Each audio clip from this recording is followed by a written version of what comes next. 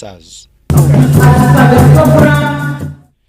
Yoweri Museveni opened the exhibition but decried the delay by Uganda and Africa to embrace research and innovation that has made them depend on other countries.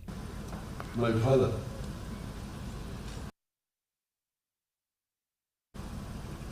and all the villagers, they had some science.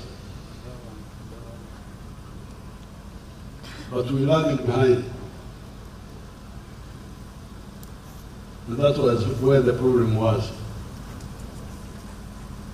Therefore, right from the beginning, the NRM saw that this was one of the major bottlenecks for the progress of Uganda and Africa and the survival of the African people. Some of the people who lagged behind disappeared. Responding to an appeal by the Minister for Science and Technology, Monica Musenero, to draft a policy to compel the government agencies and ministries to start purchasing locally made products like vehicles from Kira Motors, President says it's a good idea. Your Excellency, lastly, I will not make many requests here, but many products that we have made, including those that have come out of Micheal, like Kira Motors, we have reached the market. Not only have we produced buses, we have now designed our prototypes of SUVs, the common vehicles that we use in the government. Your Excellency, we are asking that government policy is revised so that we give priority to domestically developed products where we are. What the Commissioner is proposing is a very good plan. That the government should start buying these products. Museveni reaffirmed commitment to support science and innovation with annual budget. Makerere University receives 30 billion shillings to support research and innovations. And even earlier, I had directed that government sponsorships at the universities, 70% of it should go to science students. This is not because arts people are not important. They are important. But we need to survive.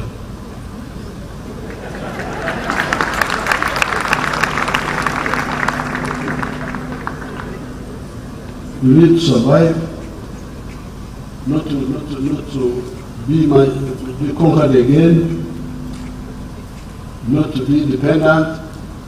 The State Minister for Primary Education, Joyce Moriku Kaduchu, who represented Minister Janet Museveni, commended the university for the efforts in research and innovation. Excellency, since its inception in 2019, Makerere University Research and Innovation Fund has supported over 1,300 research projects, demonstrating the transformative power of research in shaping our policies, driving industrial growth, and improving lives of Ugandans.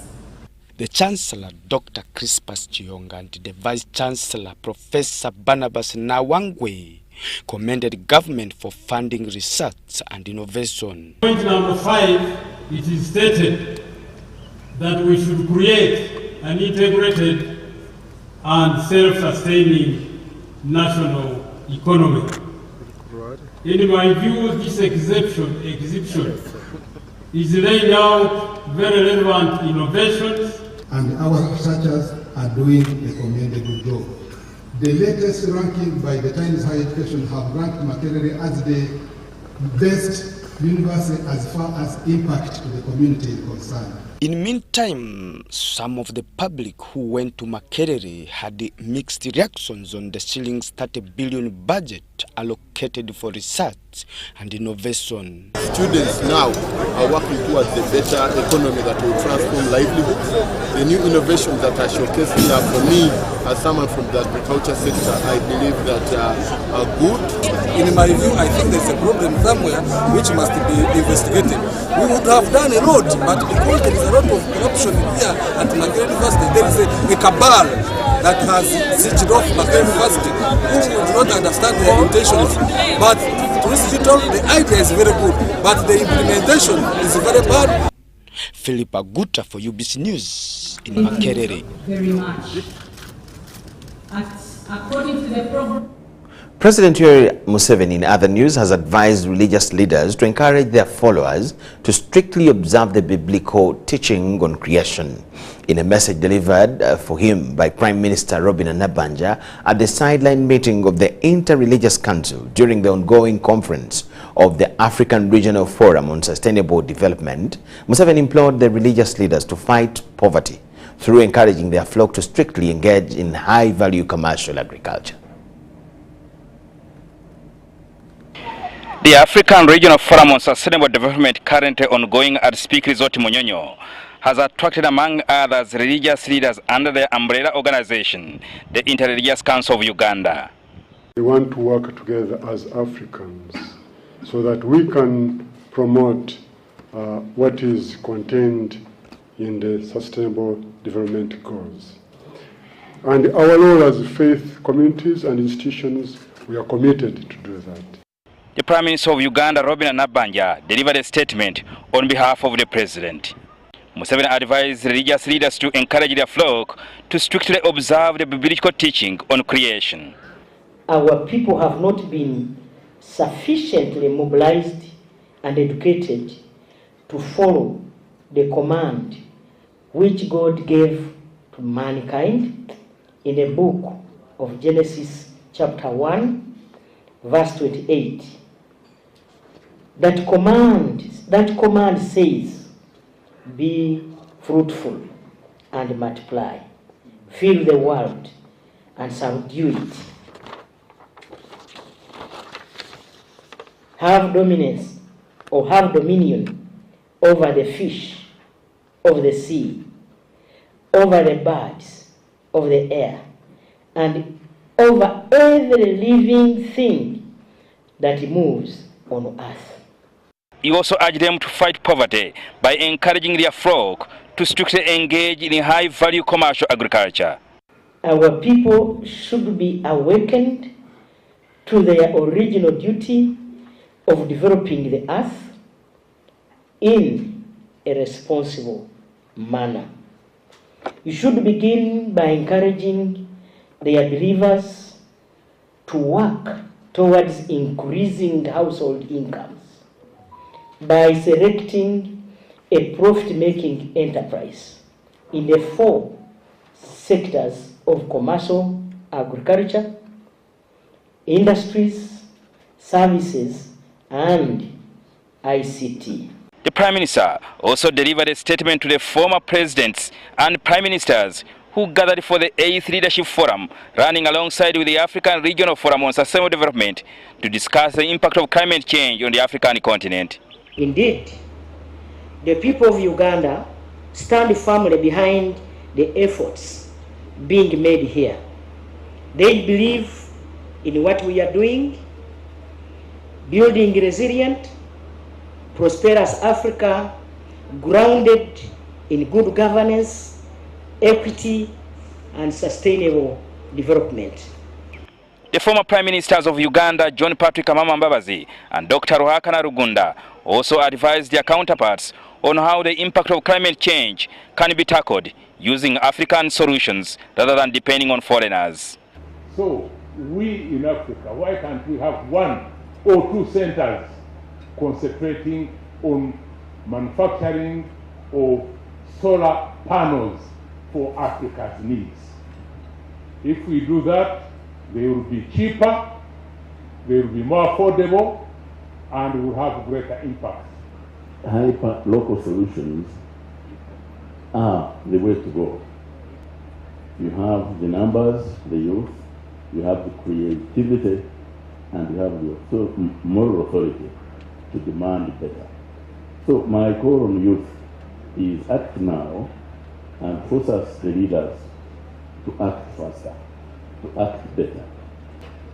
You young people, don't leave it to us. These are your lives. This is your future. Please stand up and fight.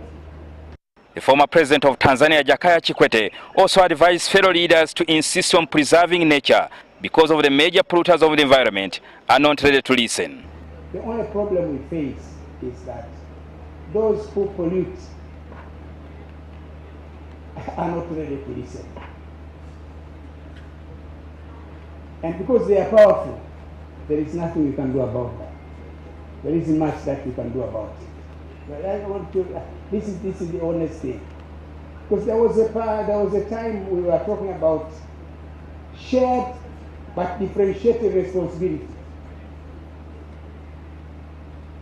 This was the original thinking. They refuse to that now. The professor cannot testify. They don't like it. Encourage our leaders to be courageous enough. They should continue to make noise.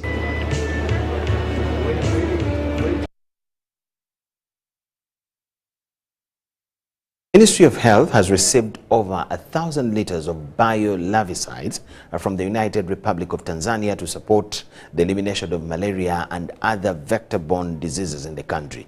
The donation follows a sideline meeting between Dr. Hussein Ali Mwinyi from Zanzibar and Vice President Major Retired Jessica Alupo at the G77 plus China Summit of Heads of State in Cuba. During the meeting, Alupo, who was representing President Yoweri Museveni at the 2023 summit, requested that Uganda joins Zanzibar in the United Republic of Tanzania in use of biolarvicide to eliminate malaria and other vector-borne disease in Uganda.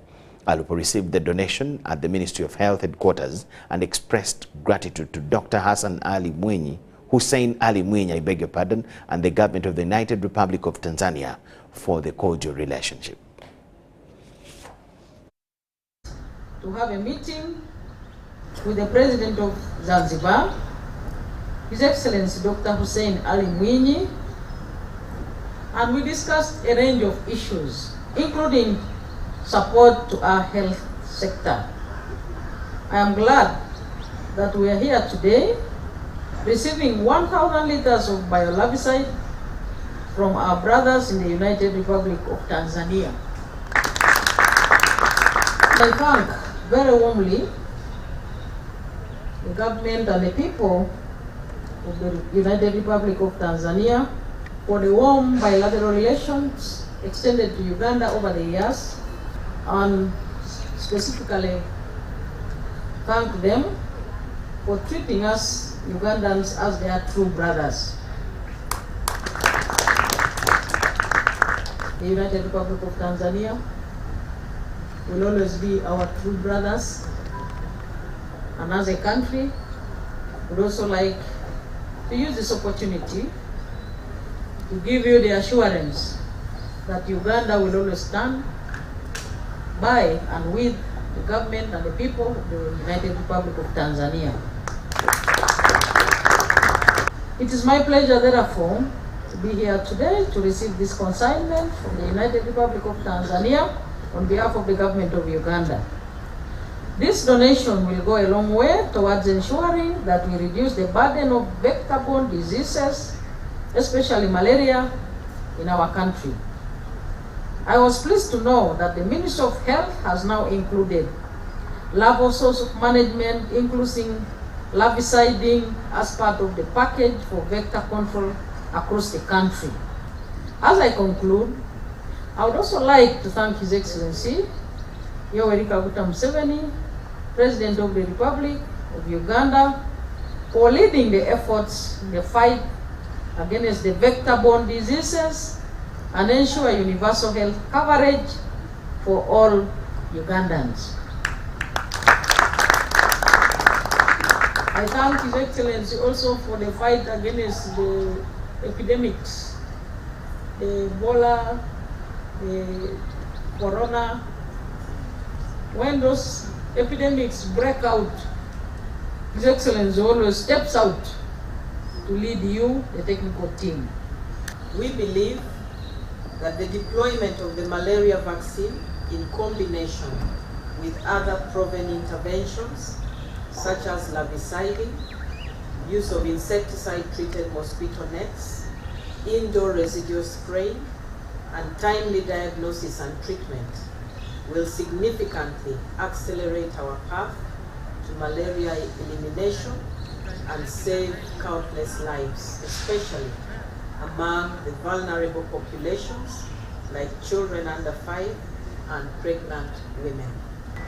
Your Excellency, it is sincere intention of the United Republic of Tanzania to work hand to hand with the Republic of Uganda and the other esteemed neighbors in the East Africa community and across the Africa continent to achieve the ambitious goal of malaria elimination by the year 2030.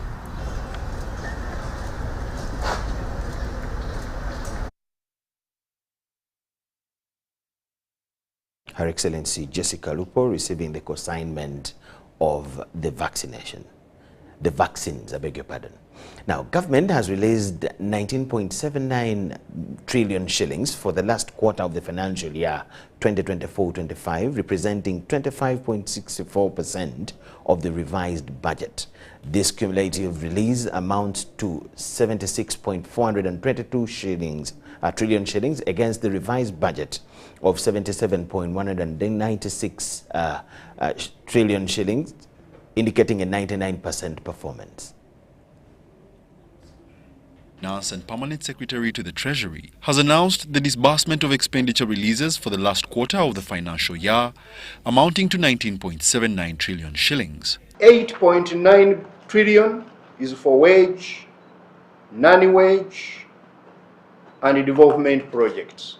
Then 2.677 trillion is external financing, mainly for projects. 8.126 trillion is to cater for treasury operations, including debt and all those other obligations of the state. And 83.85 billion shillings is for the local revenue. The statutory obligations prioritized include wages and salaries for public servants at 1.993 trillion shillings, 288.75 billion shillings for pension and gratuity, 172.64 billion shillings for Parliament. The judiciary gets 58.23 billion shillings. Auditor General's Office is getting 17.46 billion shillings. The National Planning Authority, 11.17 billion shillings, and the Electoral Commission, 94.22 billion shillings to cater for necessary preparations as the election year closes in. Agro-industrialization, tourism, minerals, science and technology continue to take center stage in realizing the tenfold growth strategy, along with their enablers like security, infrastructure, and human capital development. First of all, the budget for this financial year was designed to support implementation of the tenfold growth strategy. As you have seen, emphasis on the release of money is on the ATMs as well as the enablers. As government, our main objective is to promote technical efficiency by ensuring that all ministries, departments, agencies, as well as local governments deliver better services to Ugandans. But as they do this, they do it at the lowest cost possible, and we put more emphasis on growth drivers and the enablers. Uganda's GDP grew by 6.7% in the first quarter and 5.3% in the second quarter of the current financial year 2024-2025. One of the things we have realized, and I think we have said it before, we are witnessing the weakening oversight function at the Ministry of Finance. in guiding MDAs set their priorities right. And I think this is why we have so many supplementary budgets.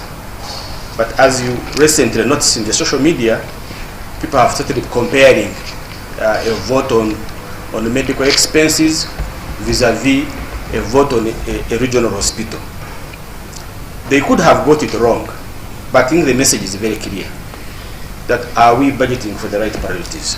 Actually, World Bank report on Uganda, it shows that actually Uganda is not investing substantively in early child development.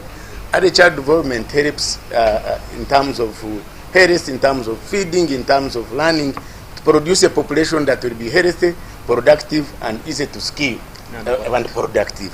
So I think there is underfinancing, but I know you put money in the Ministry of Gender, but I think we need to deliberately raise children that are healthy, that can be productive and innovative. Wadulo Arnold Mark, UBC News in Kampala. Government has announced proposed amendments in the UPDF Act to streamline the jurisdiction of military courts in the trial of civilians. Minister for ICT and National Guidance, Dr. Chris Baryomunsi, told the media at the Uganda Media Center that under the new proposals, military courts will be allowed to try civilians under specific legal circumstances. Government has proposed amendments to the UPDF Act to permit military courts to try civilians under clearly defined legal conditions. Court did not say that the military courts cannot try civilians.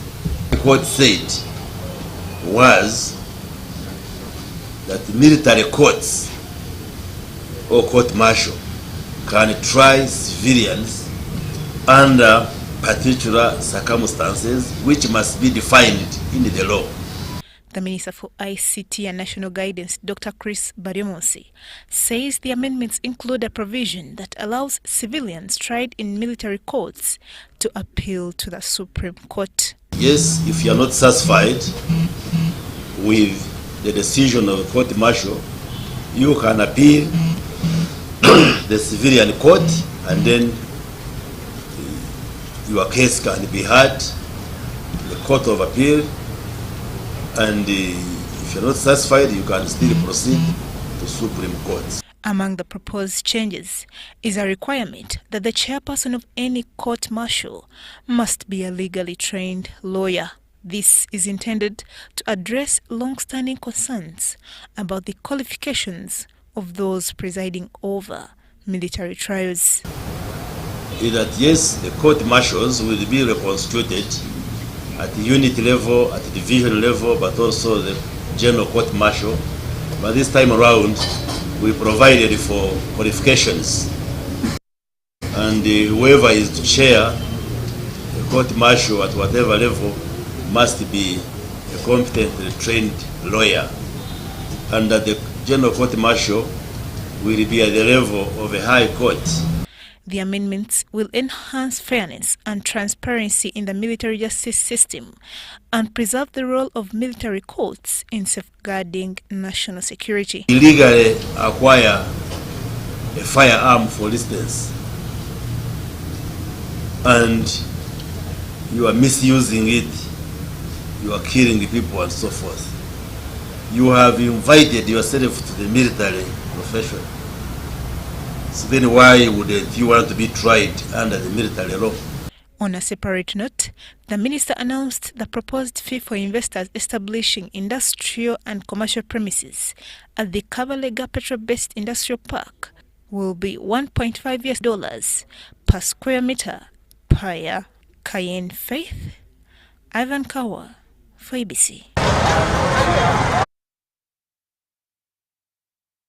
Members of the Legal Committee of Parliament have questioned officials from the Ministry of Justice and Constitutional Affairs about the selective compensation of war debt cattle claimants, since their ministerial policy statement for financial year 2025-26 only indicates 3 regions, Acholi, Lango and Teso. The total amount of verified claims under cattle compensation of war claimants is 521.698 billion, yet in the 2025-26 budget, 80 billion under domestic areas of 80.127 billion has been allocated.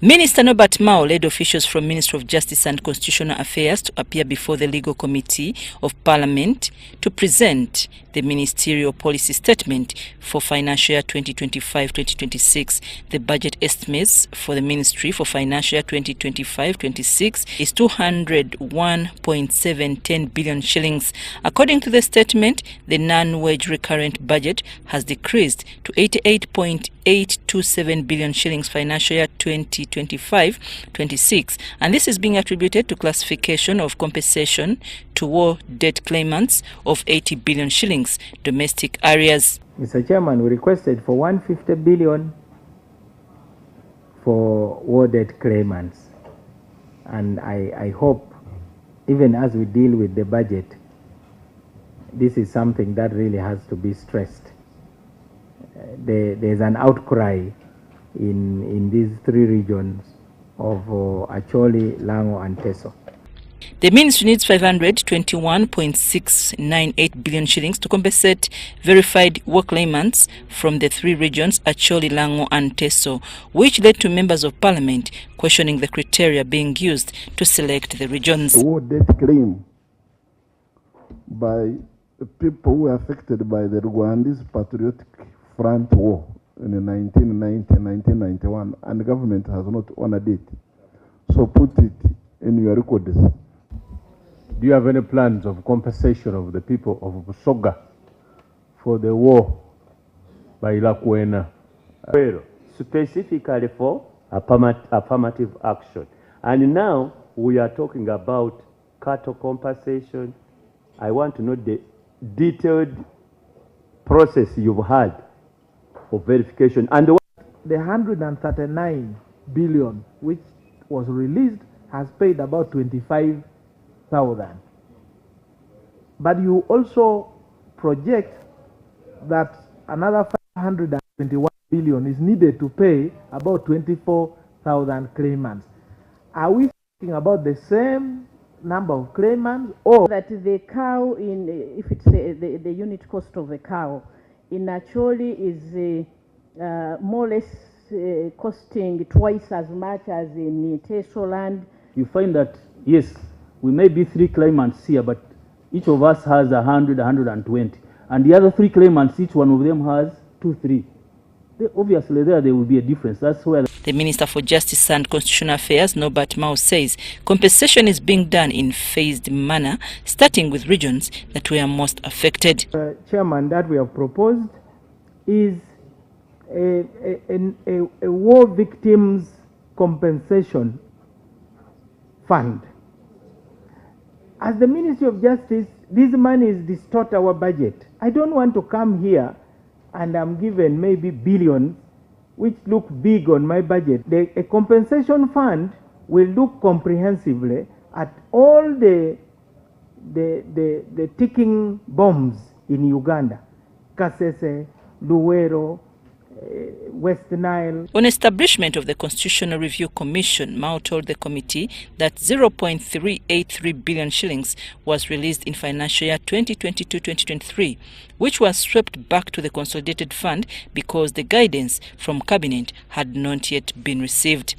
Constitutional Review Commission, which was supposed to be set up way back in 2022, is now a gone case, and that Ugandans should not think about it, at least within this current term. I also want you to confirm that there are no electoral reforms in the offing.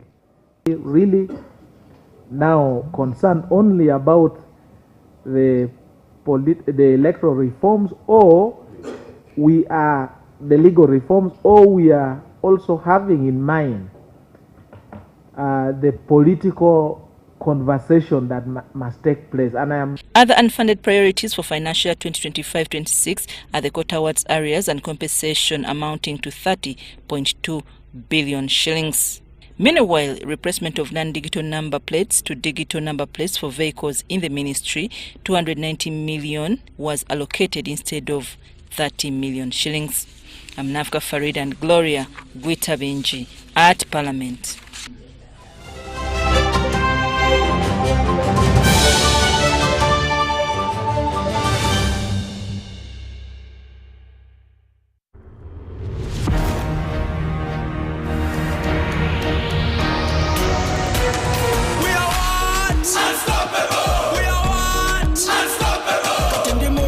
Kama nemo pocket, tambula body street, issues are my target. We are what? Unstoppable. We are what? Unstoppable. I'm in a plantation, but on a global mission. Internet ambition, full condition. We are what? Unstoppable. We are what? Unstoppable. Oro cash is gone, netaga yo kaloni, niga mukafoni, money in the zone. We are what? Unstoppable. We are what? Unstoppable.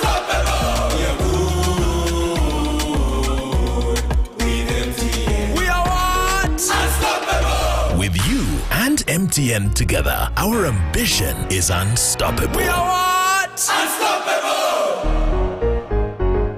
A smile that is white, fresh and beautiful is a smile to be proud of. Discover new Colgate White and Fresh for the whole family with high quality and an incredible price. Step into a world of excellence, comfort and pride with Royal Foam Furniture, crafted to perfection right here in Uganda. We bring you state-of-the-art living room furniture and bedding products at affordable prices. Our wide variety of mattresses include orthopedic, pillow top, spring mattresses suitable for institutions like hotels, and many others for home comfort. With every piece telling a story of royal excellence, our products are built with the highest quality materials made to last. Experience royalty with Royal Foam Furniture, proudly made in Uganda, so buy Uganda and build Uganda. Visit our showrooms at Ginger Road, Chambogo Junction, Bukota Chisasi Road, and on Victoria Mall, Entebbe, on the first floor. You used to tell me that I don't make you happy. All that time you would be complaining. I'll call you every day, yeah yo, baby dondolo. You can now get all the Chibuzi out with MTN voice bundles. Call all networks, Kubei Dondoro. Buy a 25-minute voice bundle for only 1,000 or buy any daily voice bundle of your choice. Dial *100 *21 hash and select daily or use the My MTN app. When we talk together, we are unstoppable.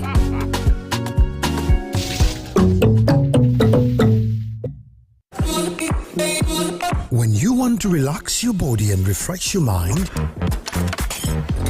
welcome to Hotel La Confidential, Aroa's premier destination for luxury and comfort. The only hotel in Aroa City offering a serene atmosphere, breathtaking scenery. Come and discover our exclusive wellness club with packages that include a fully equipped gym, a rejuvenating sauna, steam bath, and a great sky blue swimming pool. For events, our state-of-art conference halls and versatile event spaces are perfect for hosting shows, wedding receptions, birthdays, and more. Come and enjoy our cinema hall and unisex saloon, all designed to meet your entertainment and grooming needs. Bring your family and let your kids splash around in our beautiful kids water park. We are located on Aroa Pakwachi Highway in the heart of Aroa City. Don't wait. Visit us on www.hotellaconfidential.com or call us on 0761 688 181.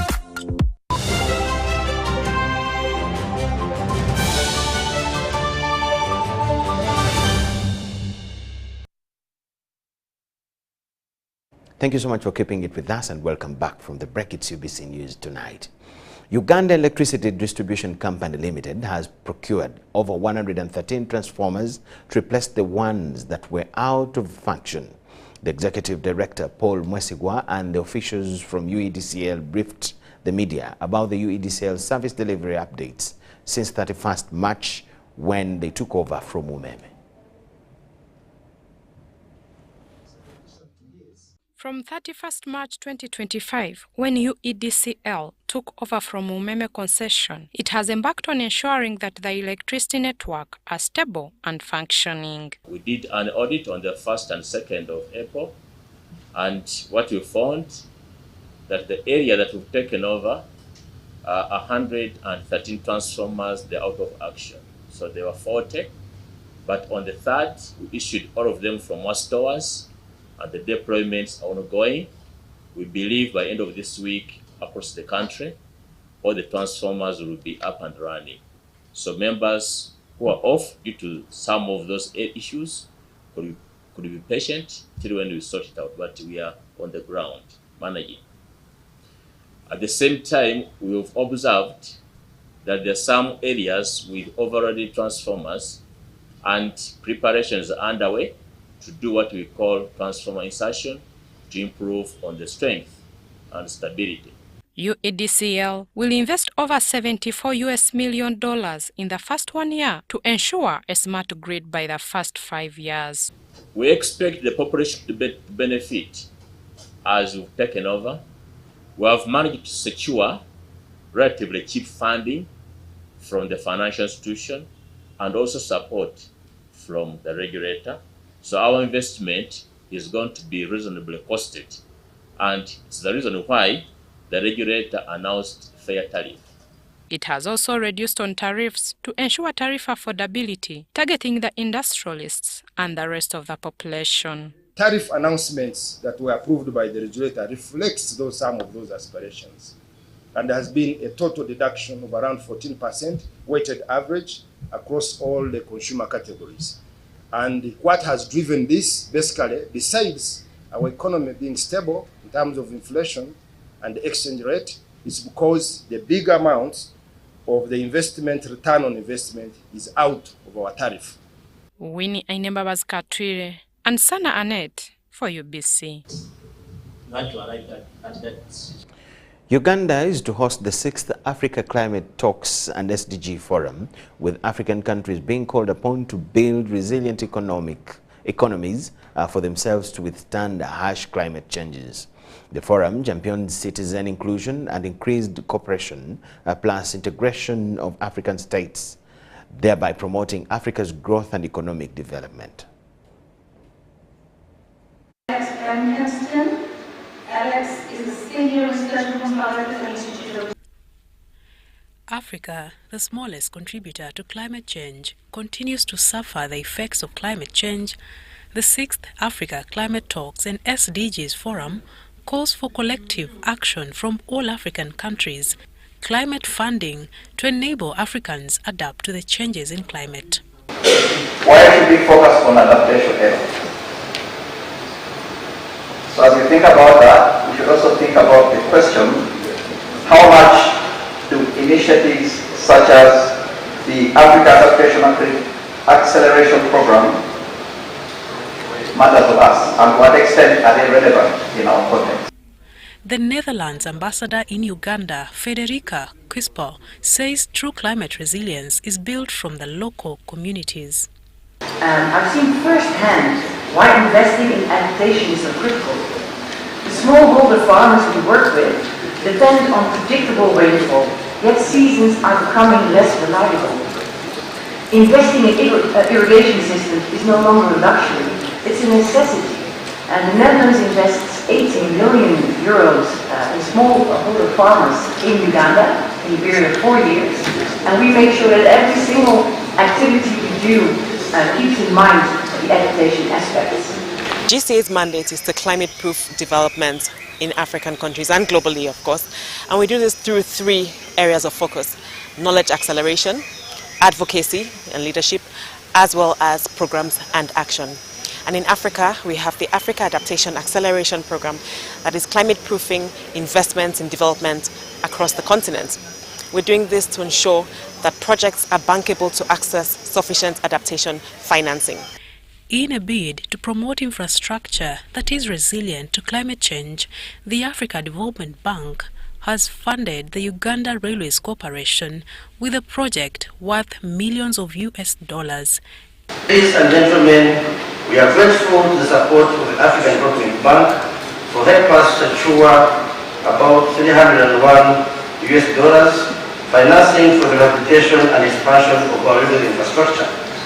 But we also recognize that this investment must be adaptable to the risks posed by climate change. The 6th Africa Climate Talks and SDG Forum is on the theme Financing Climate Actions for Sustainable Green Growth and Development in Africa, a Justice Issue. Marion Awori and Annette Sana for UBC. Or precipitation, we are Brigadier General Christopher Damolira has assured Ghetto youth in Busoga that President Yoweri Museveni is willing to support and transform their lives. Damolira, who is on a Ghetto empowerment tour in Busoga, was meeting the youth in Jinja City, Jinja District and Kamuli District at Soweto Masese, Jinja City. The Director of Crime Intelligence, General Christopher Damolira, has interacted with Ghetto youth of Busoga sub-region.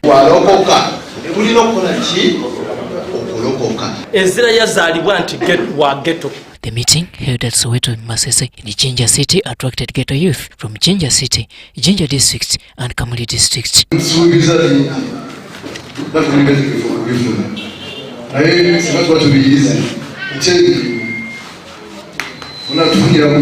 Gavumenti eranze emirimu n'okwata empapula z'onoozitwala naye nga nze nakigezaamu ne bagamba nti mpeyo obukadde 3 okufuna omulimu neweewuunya otalina mitwalo 5 obukadde ogenda butwalawa. General Damolira, who is the Ghetto Structure Project Coordinator, revealed that police initiatives such as the Ghetto Empowerment Program has been able to reduce the crime rate in the country, singling out Kampala as the key beneficiary. Amakomera gajjula kubanga omusango we gukolebwa omuntu alina okukwatibwa si bwe kiri.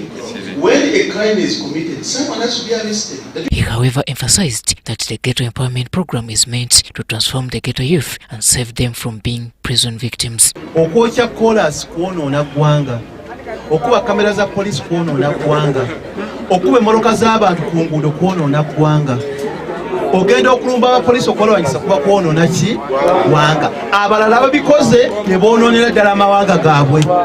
Ye South Sudan, ye Sudan y'amambuka, ye Congo, ye Central Africa n'abalala.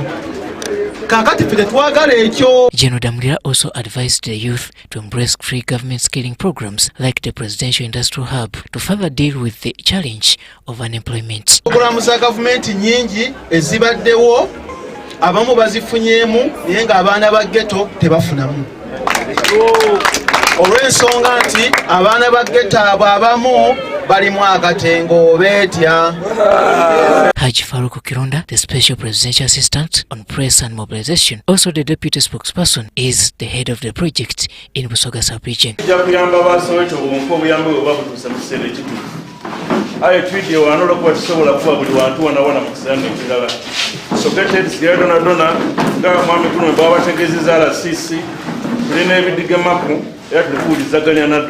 During this meeting, he informed the youth that on 23rd January 2025, while in Chiterera, Mayuge district, President Museveni affirmed that he will support the Ghetto youth in the sub-region, and this has never changed.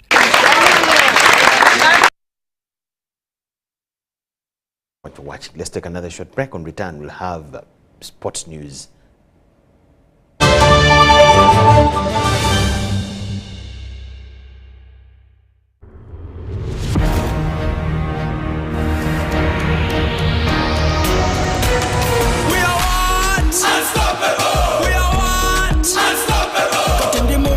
Kama nemo pocket, tambula body street, issues are my target. We are what? Unstoppable. We are what? Unstoppable. I'm in a plantation, but on a global mission. Internet ambition, full condition. We are what? Unstoppable. We are what? Unstoppable. Oro cash is gone, netaga yo karoni, niga mukafoni, money in the zone. We are what? Unstoppable. We are what? Unstoppable. We are good.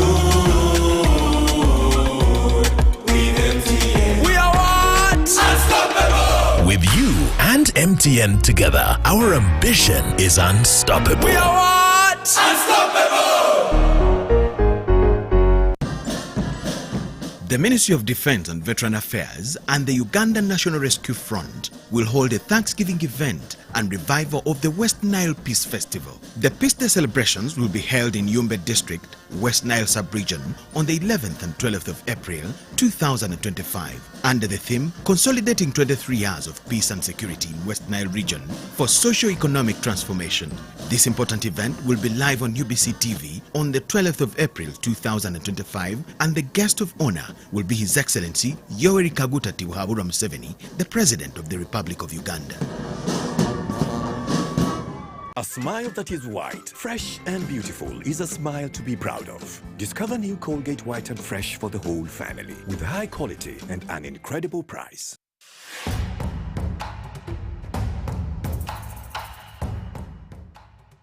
Amazina ganje ninyetekwa Seruhanga John Bosco ninduga mu district ya Rukungiri byo muhanguzi wa miliyoni 16 na Uganda National Rotary nzahangwire urwo mu kuzana star 278 ash ngafuna message eriko mu muhanguzi nashemererwa konka nabaza kugira ngo neri y'abafere sente ziriyo zona bakaziteka ngo nazihangwire. Uganda National Lottery. Dream, play, win. Participants must be 18 years or older. Play responsibly. The Uganda National Lottery is operated by Ituba Uganda and regulated by the National Lotteries and Gaming Regulatory Board. The Office of the Prime Minister informs the general public that the country will be characterized by heavy rains from the month of March to May 2025. The public is advised to undertake the following measures to mitigate the devastating impacts of the heavy rains. Clear the drainage channels to avert flash floods. Cover all manholes and avoid walking and driving in flooded road sections. Trim the old or hanging tree branches near buildings and over the roads. Notify the authorities about the disasters caused by the rain in your area. Ensure that school-going children are accompanied to and from school by adults. And lastly, follow the weather updates provided by the Department of Meteorological Services. Please be safe.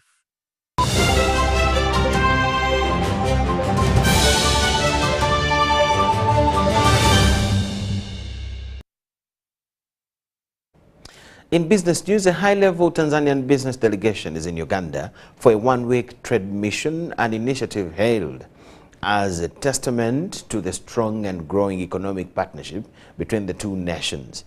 State Minister for Trade, General Wilson Mbadi, says that the two economies are interconnected and stand to benefit from collaboration and the removal of the existing trade barriers.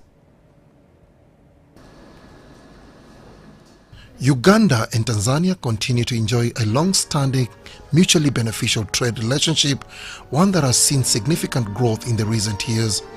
By 2024, trade between the two countries had reached an estimated $2.23 billion. To build on this momentum, a one-week Uganda-Tanzania trade mission has been launched, bringing together key stakeholders from both countries. Non-tariff barriers, very unnecessary, very unfair. Sometimes I don't know whether even the government know them, but you will discuss them. They need to go away. And because they will stop us from growing. The success of this mission will not be measured merely by today's discussions, but by the long-term business deals and the collaboration that will emerge. The population has increased. We have built capacity.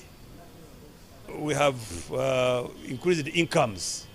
And the consumption also has gone up.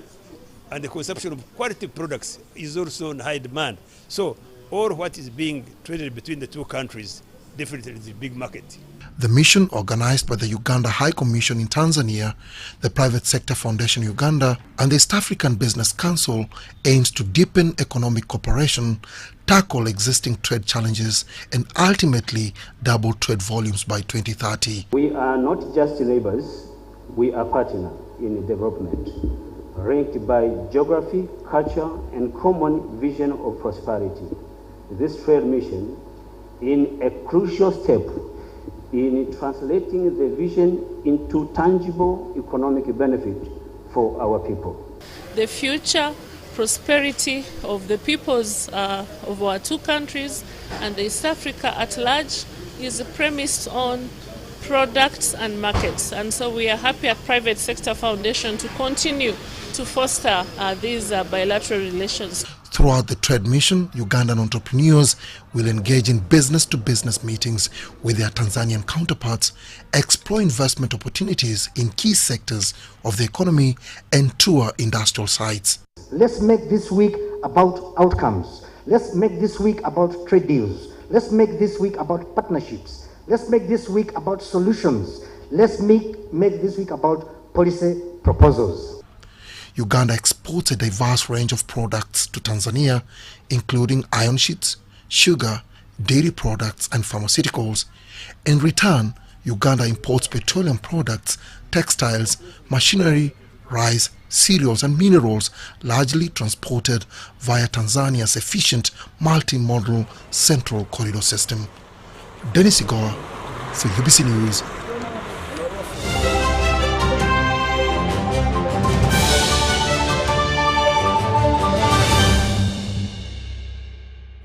In sport, I beg your pardon, Uganda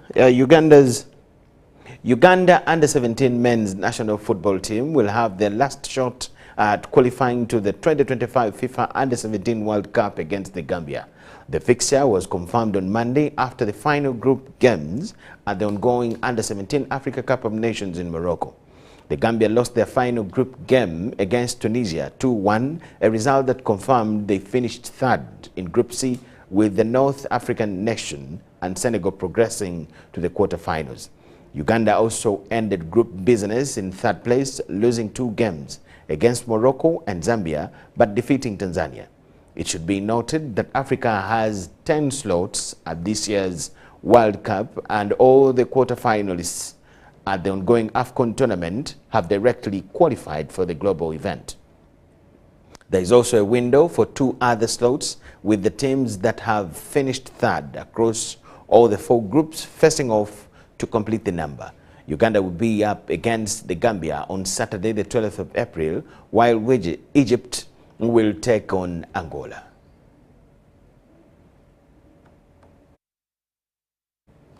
Uganda Woodball Federation has hosted its 5th beach woodball circuit at Bunjako Beach in Buwama.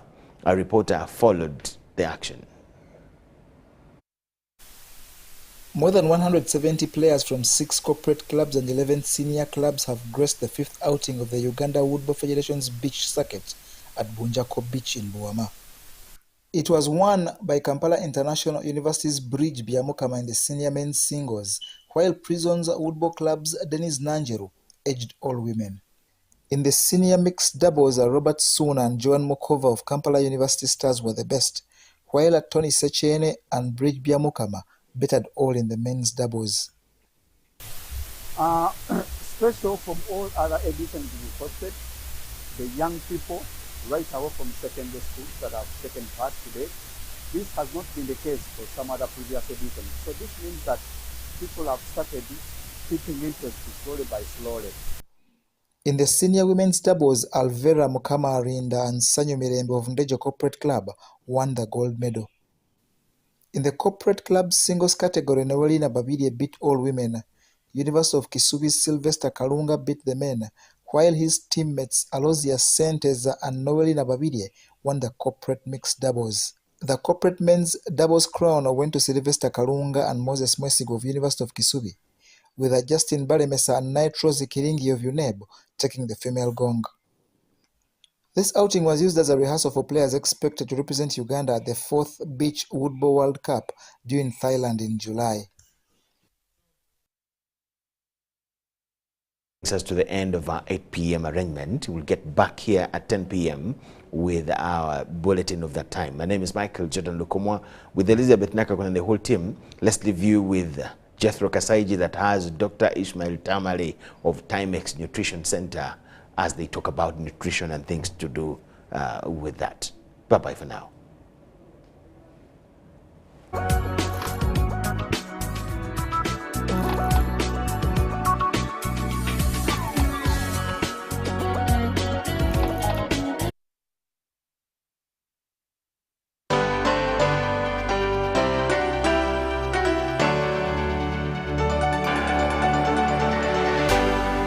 UBC, inspiring Uganda.